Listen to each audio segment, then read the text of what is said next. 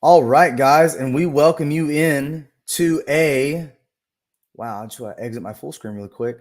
We welcome you in to an episode 4 edition of Catching Up with Coach. I am yet again your solo host. I just want to let you guys know that it is December. In case you guys were in the weeds with work, family, the in-laws coming to town, you really ain't much want them to come in town, but they come in anyway because they have to, because of who they are, these people, and they just want to stay in your house and do all the things. Then certainly get that. I'm just playing. I'm speaking like I have in-laws right now.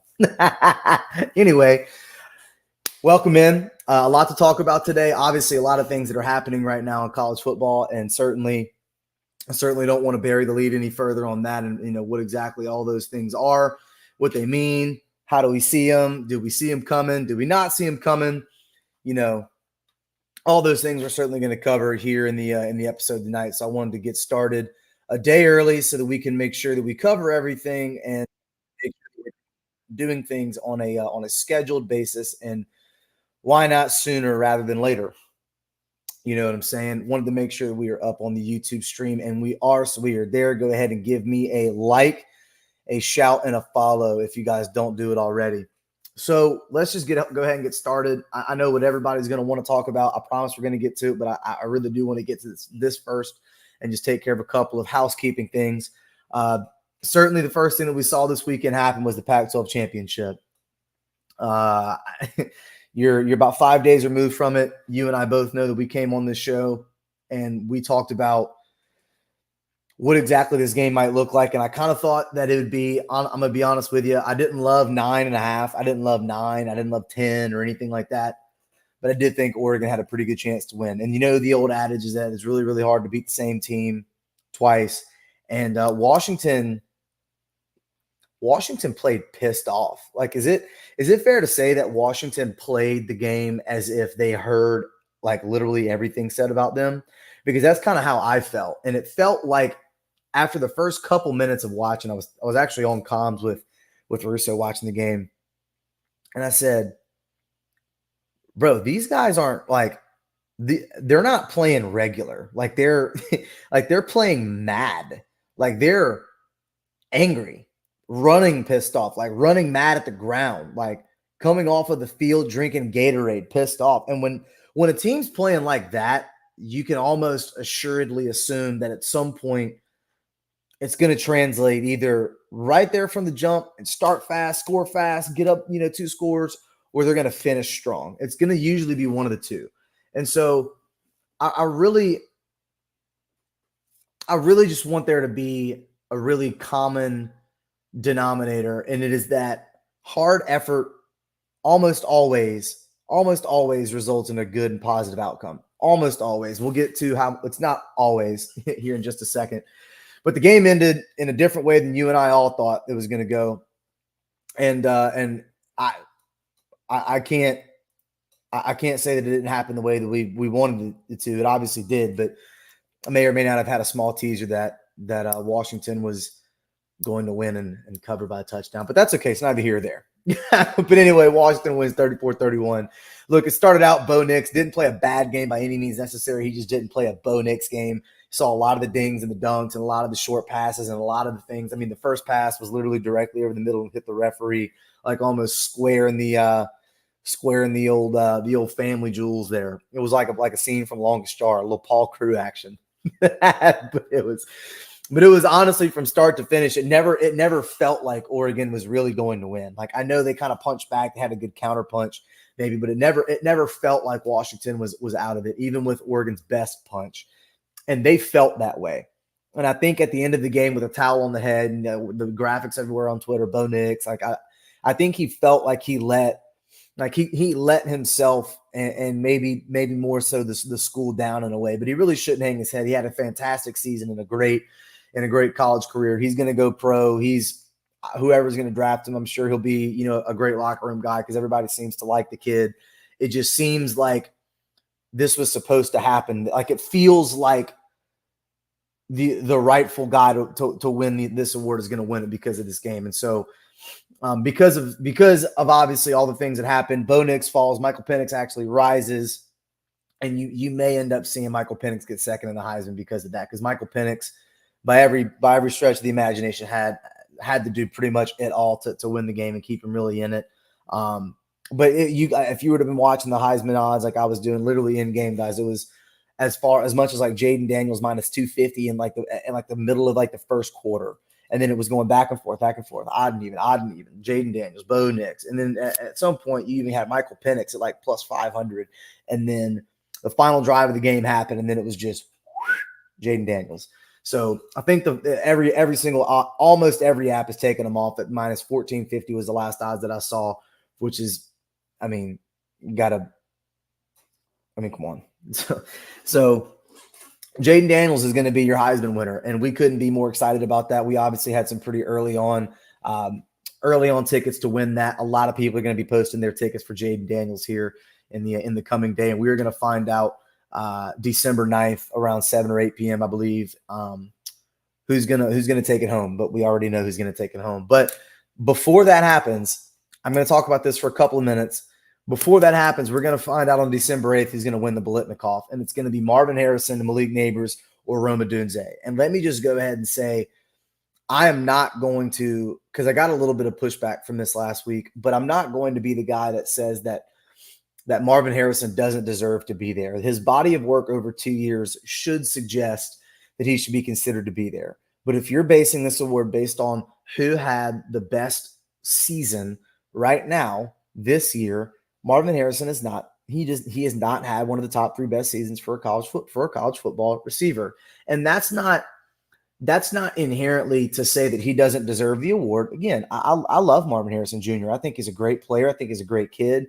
I frankly think that the body of work might suggest that he's a top 10 season right now, and maybe he is the best receiver in college football. More than likely going to be the best. It might be the best college football receiver, and maybe he'll have the best numbers in the NFL. Maybe he'll be, the best of the other recruits coming in, rather the freshman rookie class coming into the NFL. But if the body of work is what we're to go off of, then it's Malik Nabers. So I mean, obviously there's pushback and Southeastern Conference bias, but guys, like this is balls and strikes. You hear me say this all the time. This isn't hard. This is not hard. We're not going to go through all the stats.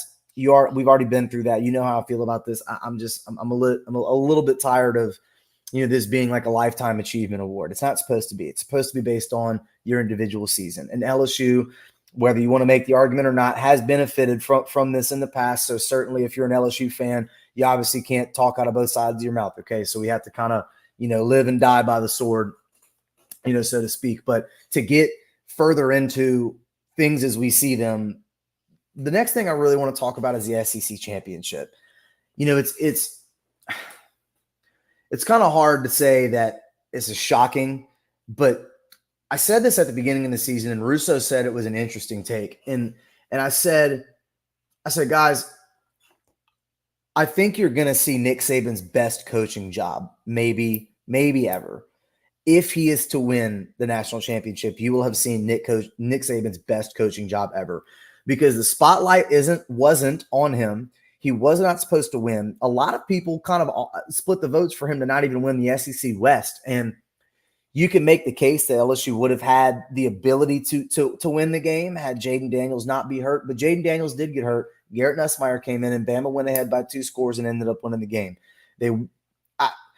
But to show up in that environment and win is pretty impressive. It's pretty impressive. Shout out to Coach Saban. And I've said this 1,000 times. I listen to his speeches. I listen to the man talk. I love the way that he gets people to buy into what his vision is as far as how to be successful in the moment. But if you're going to be honest and say that they deserved to win, and they did deserve to win the game, you have to also equally be honest in who it is that they played. And it wasn't a 100% offense from Georgia.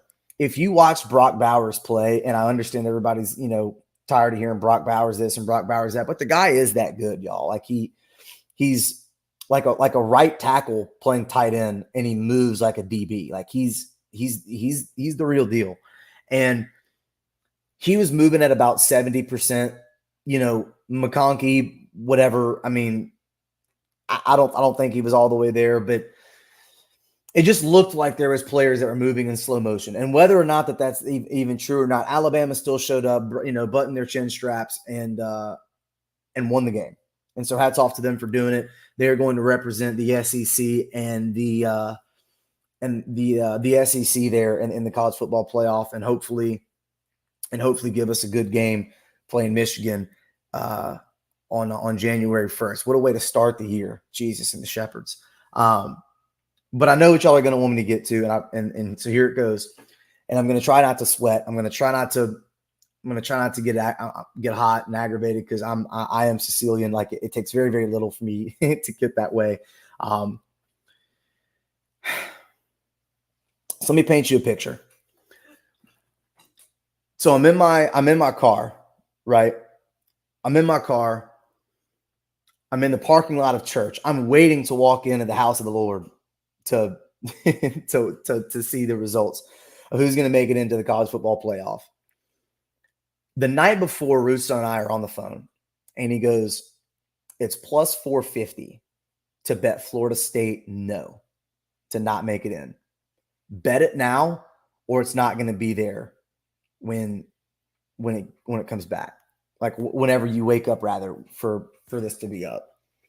And I woke up the next morning, and I'm looking at my phone. It's about 8:15, 8:30, and it's dead even. No to yes for Florida State to make it into the college football playoff. I then doubled down on my bet, because I did bet it the night before. We were leaving a couple's shower. Shout out to the Williamsons. It is unbelievable to have this much confidence in something like this. I doubled down at plus 350 for the correct order of 1 through 4. And it was like clockwork that people were on Twitter stumping for Florida State. Florida State, Florida State, Florida State. They can do the right thing. They can do the right thing. They can do the right thing.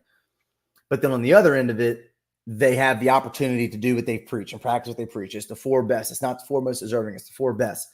But isn't it convenient, just a little bit before I tell you how I feel about how the pick and if they got it right, isn't it convenient that we started hearing that it's the 4 best argument a lot leading up to what was going to happen? It felt like they were walking up the decision for Alabama to get some sort of, some inadvertent biased decision on the 4 best. Because I've never in my life heard it's the 4 best at that much ever until the last 2 or 3 weeks. And it was pretty fitting for me to see Twitter absolutely melt under the heat of what I could only presume was the temperature of molten lava. Like, it was an absolute scorched earth, just forest fire of tweets. And the one that struck me the hardest, and I won't take credit for this viewpoint because I didn't really even think about it. Didn't we see this coming? Don't you think that Alabama, Texas would be a good, if you really want to get tinfoil hat, don't you really think that Alabama, Texas would be a really good rematch for the national championship? One of the 2 biggest football bases and fan bases known to mankind in the creation of Earth. And 90 to 93, I think I read, percent of the money is on Alabama with Alabama playing Michigan. Guys, I don't want to be the this is all for money guy.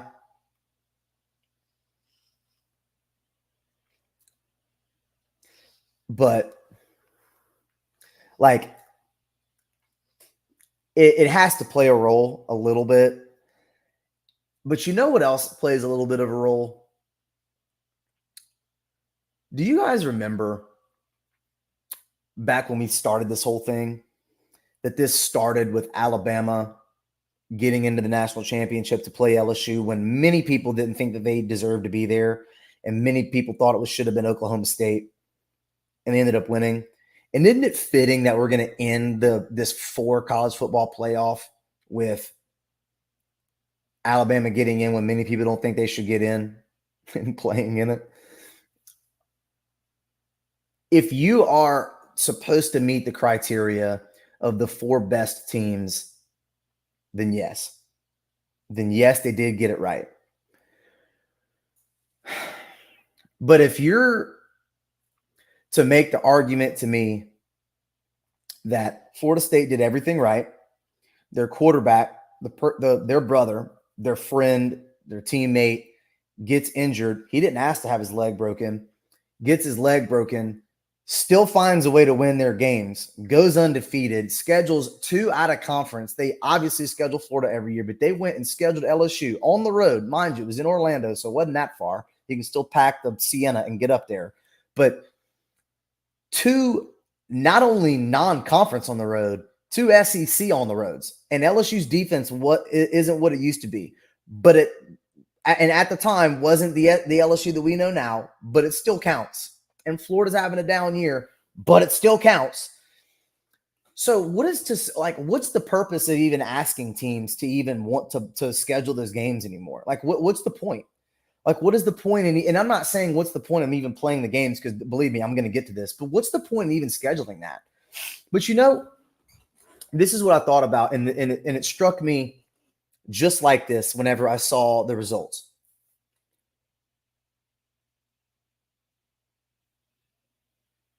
We as college football fans deserve,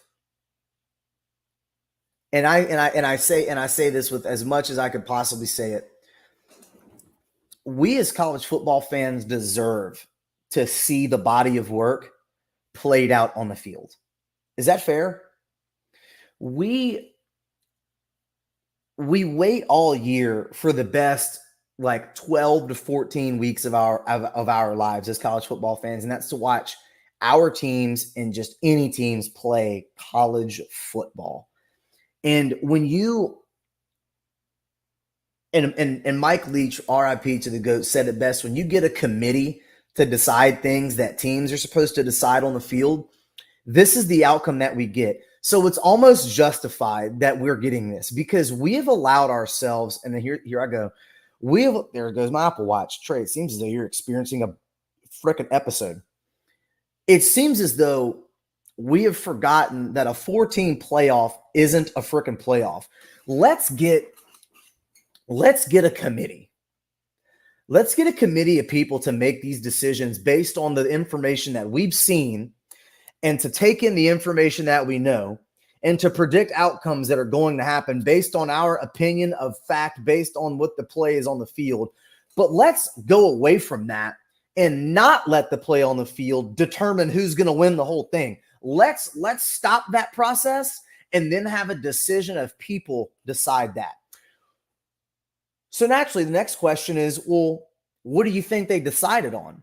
So if you're going to talk about Florida State, and I'm going to actually share this. This is the first time I'm bringing this into the show. We're going to add this to the stage, and I really hope that you can read this. I certainly hope so. Let's go full screen. Can we go full screen?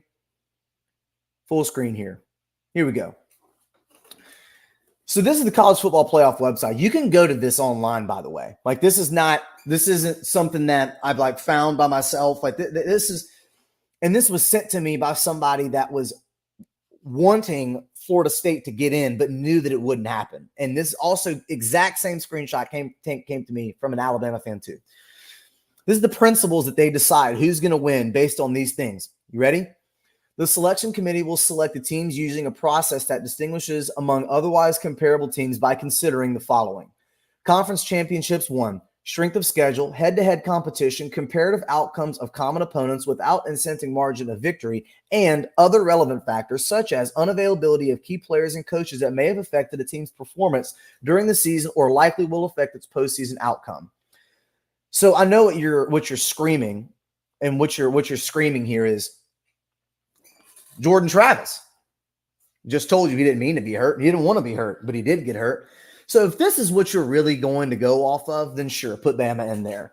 But if you want to look at this from the what should we do to fix this stage, of course they were left with this decision, because you're only allowing 4 people in a board of, and I'm going to quote Moscona, Matt Moscona here, my fella up in Baton Rouge. old guys in ugly suits to determine this in a ballroom in Dallas. Like, this is in suburban Dallas, I think was his exact quote. So shout out to him because he said it perfectly. He killed it with this. We've been giving this committee the right to decide who really is the best four teams in college football. But the argument for the expanded playoff is why are we limiting this to four? Like, why is this not something that we can just let the teams have played their body of work and decided on the field like every other sport in the world?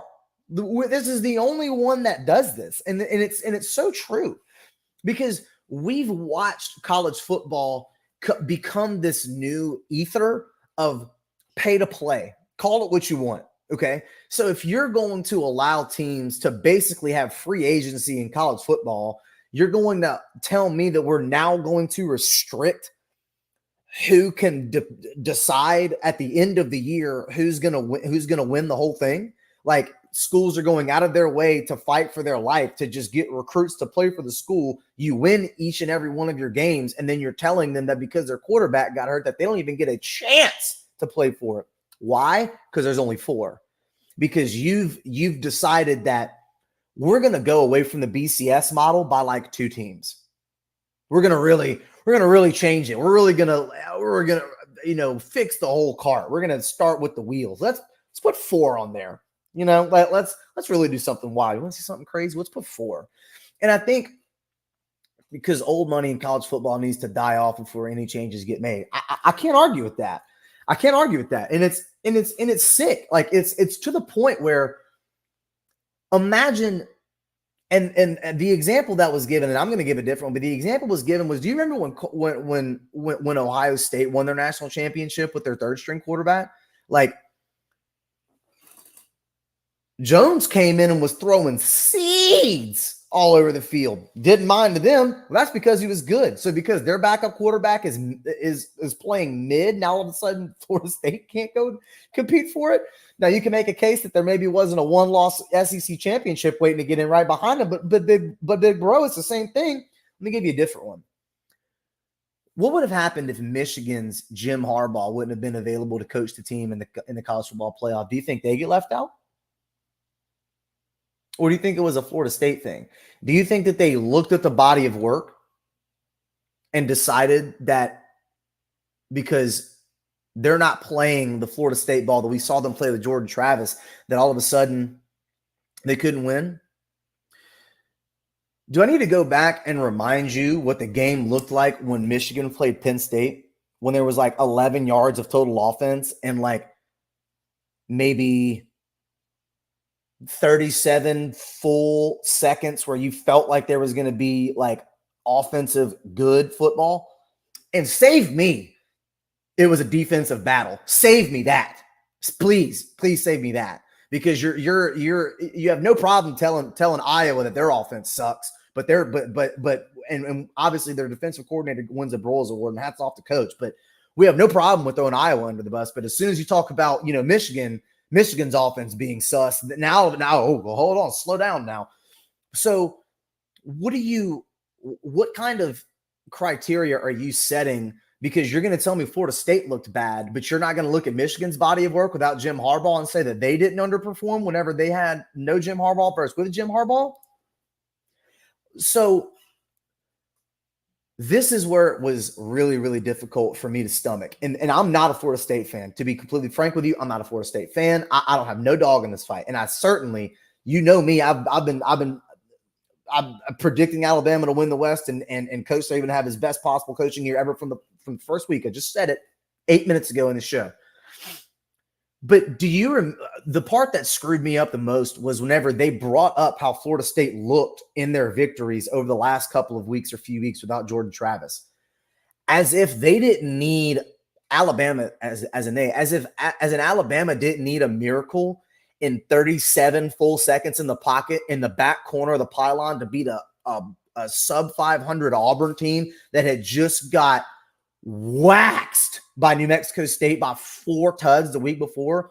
That Alabama team. And if we're going to judge the full body of work, because remember, we talk about things like the defensive piece in the College Football Playoff Committee, are we not going to look at what happened whenever they played? You guessed it. Come on, all together. South Florida. But teams are allowed to get better, right? And we're going to reward teams for getting better. So naturally, we got to take away teams whenever they start to suck. Michigan never got wavered whenever they started to suck. We follow Michigan on the show on the Twitter. We're Big Blue fans. I have no problem saying that we cheer for Big Blue. Why? Because they're fun to follow. Same with Ohio State, same with Penn State, same with Iowa. We like to watch football. Now, I don't like to watch one side of Iowa's football, but their defense is actually pretty gas. I like to watch them from time to time and watch what, LSU couldn't do. So what I'm trying to say is this is so convenient for their argument. It is so disappointing to see that this is the load of garbage that we've been filled because that we've been given on a silver plate and just, here you go. This euphoria of college football coming back to just watch a loading, steaming pile of horse caca put out in front of us and it's just eat up. This is what your playoff gets to be. Imagine that we had 12 this year. Imagine that we had 12.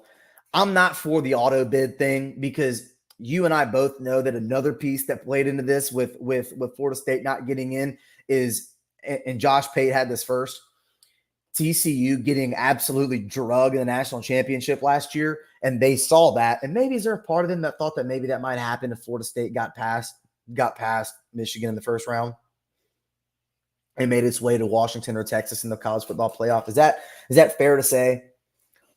If Bama wins it all, does the playoff committee get proved right, or is everyone going to still place an asterisk because FSU didn't get in? I'm gonna be honest, T. You heard me say that based on this criteria, and I'm going to share this in case you weren't here. Based on this criteria, if this is the criteria that you're going off of, pause if you'd like. If this is the criteria that you're going off of, then they did get it right. And I don't think that there needs to be an asterisk like you maybe would provide an asterisk like for the COVID year or anything like that. But I think it's just going to be it's not going to be that they're proven right or wrong. I think it'll be proven right because clearly you and I both think that right now Alabama is better than Florida State. But the problem with that is that you don't know that's going to happen. Who had Michigan losing to TCU last year in the college football semi-playoff game? Who had that on their bingo card? I didn't. Who had Auburn beat Alabama and it took what I just said for them to beat them? I didn't have that. You know what I'm saying? You don't know until the game is played. So to make the assumption based off of information that you presume of a group of opinions isn't how things are naturally done. This is just, to me, an extra way to have their say in who's going to win. And it's disgusting to me. I hate the college football playoff format as it is right now. I cannot wait for 12. And again, I'm not into the automatic bid, but can you imagine the number one offense in the nation right now sitting at number 13? Do you not think that the decision becomes a little bit more spicy to maybe put them at number 11, talking about LSU here, to maybe go and play the number 2 seed? Do you not think that Washington, LSU, who both have, now Washington did play pretty solid defense at times against Oregon the other night, but do you not think that would just be offensive euphoria? Like we were all begging to watch Iowa play LSU because we wanted to see the old adage of an unstoppable force and an immovable object. Like it was almost as if we were so close to getting this right, and we just continued to push and kick the can down the road. And it's so disappointing because college football is the greatest sport there is. And I know, T, you're obviously a big NBA fan, so maybe you think the NBA or the NFL is your favorite. I get it, but even from someone like you that loves college football the way that you do, or all of you that love college football the way that you do, and for whatever your reasons are, we deserved better than this. And it's sad, and it really is sad. So I do feel for Florida State. I feel for all the people that had to make those tough decisions that didn't want to, and save me that there was SEC bias in the room, because go look at the committee. We can go run through the list of the people. I won't do it today because I'm almost at my time, but if there was any bias, it was supposed to be a bias for the ACC, if anything. So I'm and here I go. Here I'm sweating. My heart rate is literally through the roof yet again, because I'm so tired of having to continuously fight this. So this is something that we're going to get right, and I can't wait. And 12 is going to turn into 16, and 16 is more than likely just going to turn into the 26 or whatever. We'll have our top 25 and a bonus team, and at some point we're going to be done. We're going to put an end to these boring bowl games that nobody wants to pay money to go to. Kids are going to stop opting out. Kids and kids are going to stop wanting to not play. And now we finally got it right, guys. We no longer count the bowl as a portion of your red shirt, because you can save teams like LSU from playing bowl games with 39 college athletes and wide receivers playing quarterback, or just canceling games altogether. They already canceled a media press conference between Georgia and Florida State because Mike Norvell would probably rather fight everybody in the room individually in an alphabetical order than do a press conference, knowing that he just got hosed. So it's sick. It's sick to me. But would the outcome have been different? Maybe not. Maybe Florida State still loses. That's not the point. You've spent a season giving them a body of work to perform, and you didn't. And now they're not able to compete for the national championship. And this isn't a stump for Florida State. I'm just telling you that this decision, even though it was probably the right one based on the criteria that we saw, is what we're given, because this is the format that we have. A 4-team bullcrap.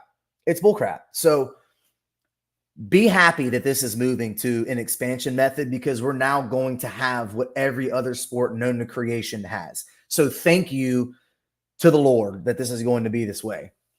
But the last thing that I want to say about this whole thing, and I promise I'm going to be done because I'm like literally sweating, is the next time you really, really sit down and think about, what it is that means most to you when watching college football, think about your favorite team, but think about other people's favorite teams too.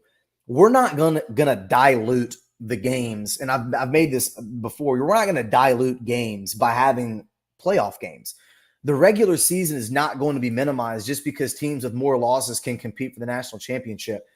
You're just now proving that the games matter the exact same if you win them all or lose two or lose one, or whatever the case. Because and again, here we go with Josh Pate. He said it best. It's not that the games don't matter. It's just that your outcome wasn't promised that it would be what you wanted if you won them all. And I get that. But imagine if when the Giants beat the undefeated Pats in the Super Bowl, imagine if, after 3 losses, their fans just stopped going to games, packed it up, stopped going. They just, players start opting out, don't play, screw the contracts. We're not wearing Nike. We're not doing any of that. Like, imagine if they just stopped. Like, no, you let them in. A losing record Seattle goes into the playoff and beats the Saints. NOLA fans don't want to hear that, but it happened. That's why you play the games. That's why the game matters. You're allowed to get better as the season goes along, right? So you're telling me that you're not allowed to be better than the other team on one day? Does anybody really think that Alabama's better than Georgia? Or there's a lot of people that still think that Georgia's better. They weren't better on that day. So it's about playing the games. And so I'm at my time. I can't continue to keep beating a dead horse, but this is just my thoughts. This is my feelings. You can feel free to disagree with me. In fact, I love the back and forth banter, but based on the criteria, sure, but this is stupid. Expand the playoff, get the teams in there, let them play it out. Give us more college football games on campus. People are going to tailgate longer. More revenue is going to get made for the schools, for the players, more eyeballs later on in the season. Who's going to complain about more meaningful college football? People are going to be engaged for longer, and they're going to have something to go to the game for. They're not just going to go to the game because they're just in, they're on vacation in Florida, and it just so happens that Oklahoma and TCU or rather Oklahoma and NC State are playing in a bowl game. We're just going to go because we're there and have 20% people show up. No, you're going to have people go because their team has a chance to go all the way if they win this one, and then maybe the next one, and then maybe the next one. Like, you're going for something. Like, you're going to have more engagement. The viewership isn't going to die after December 1st. Like, think about what we're talking about. So that's why I'm sick of the bowl games. Get rid of that crap. It's ridiculous. Give me the college football playoff. Give me bowl games for maybe some 6-6 teams that deserve to have a little bit more playing time. See what their next, some 7-5, some maybe some 8-4s and such. But to minimize a season like this is sad, and I don't think that it's a full minimization of anything. But obviously, you're proving that win or lose, it's up to a committee. Not the results that could potentially come out on the field. So we'll see what happens. You and I both know that we think that Bama is most likely going to win that game. We'll have plays on X, whether it's player props against the spread, individual ones, but we certainly will make bowl games, playoff games. The 12-team playoff will be the greatest thing to ever happen in college football. I agree. Shout out, by the way, Small Craft US, my dog Dylan. You want to hit up some new whiskey, some new liquor, some new vodka, check out my dog Small Craft US right there on YouTube. But he's right. He's right. We're about to log off here, but he's right. Make bowl games, playoff games. It's interesting that you bring that up. The location, I think, T, is actually going to go to the higher ranked home school location. If you want to have the conversation with me that there could be separate things to play for, the college football playoff, and then something else with the other group of like top 25 that don't get in, then we can maybe make that conversation as far as like maybe you pivot the buy-in in a different way for those bowls, like maybe make them in a different location, maybe revamp it entirely, have, some sort of, all the way in. I've heard the college football Pro Bowl before because the Pro Bowl is freaking worked out for the Sunday game. I'm not in on all that, but there is a better way to do it. And we're not here to decide that all in one day. We can't build Rome in one day. So this is just, my 36 minutes of my red ass comments. So, but as with tradition, guys, we are gonna put a cap on this one and put a button on it. We appreciate the feedback, the comments in the chat, guys. Shout out, nothing but love. But it's December 6th. We're rolling through December. I cannot wait for the real college football to come next season. This is going to be by far and away the longest off season ever. If this year's wasn't the biggest one, but it's going to feel like that. Going to try to get a second little episode in here. Maybe not. It's obviously not going to happen tomorrow. I've just got too much to do. But over the next, hopefully over the next like week or so, we're going to have more than one episode come out. We'll maybe talk about some maybe updated things with the transfer portal as the December signing period comes forward. So we'll get into that in the next couple episodes coming down the pipe, and then how that might affect, because right now there's one team that's really, really taking a hard hit, and obviously that's A&M. So we'll talk about it as we come. Thank you guys for the buy-in. Thank you guys for the viewers and the loves. I really, really appreciate it. If you don't already subscribe, give me a like, give me a thumbs up, hit the little notification bell so that I don't have to, send out like a Twitter message or anything about when we're going to go live. I probably should start doing that more anyway. But as with tradition, peace and love, baby, and we'll see y'all soon and on the flip.